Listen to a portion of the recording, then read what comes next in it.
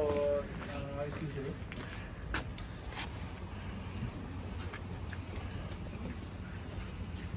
Ah.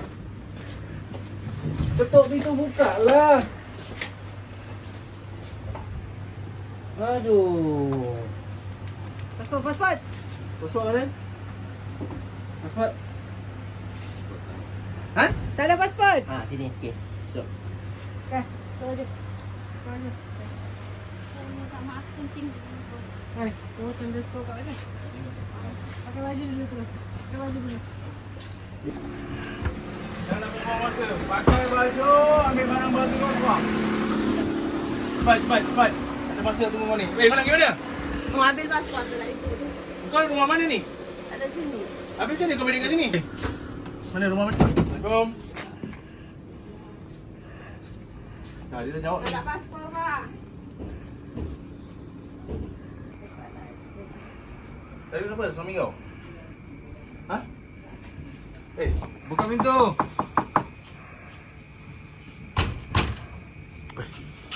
Buka lampu. Buka immigration. Buka lampu. Apa dalam ni?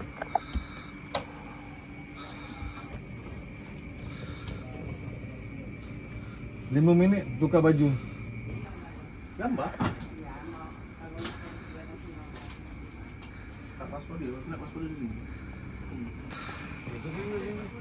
Mana dari atas? Di sini.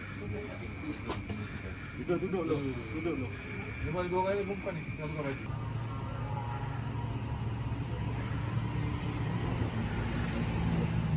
Dah cukup.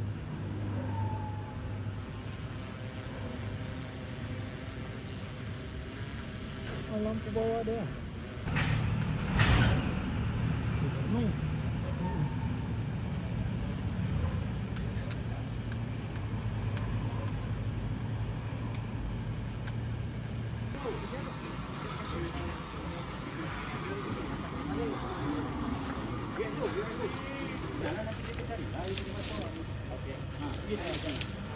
Sini.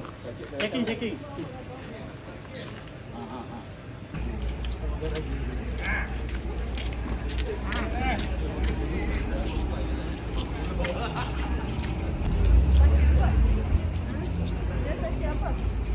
Lelaki. Bagi masuk buat.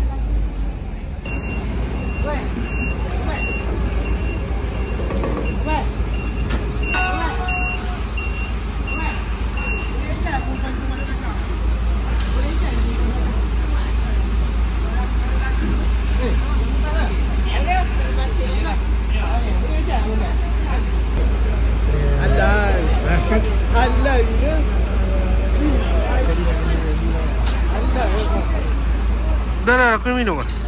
Alah, mau aku minum. Tak, aku pernah minum lah.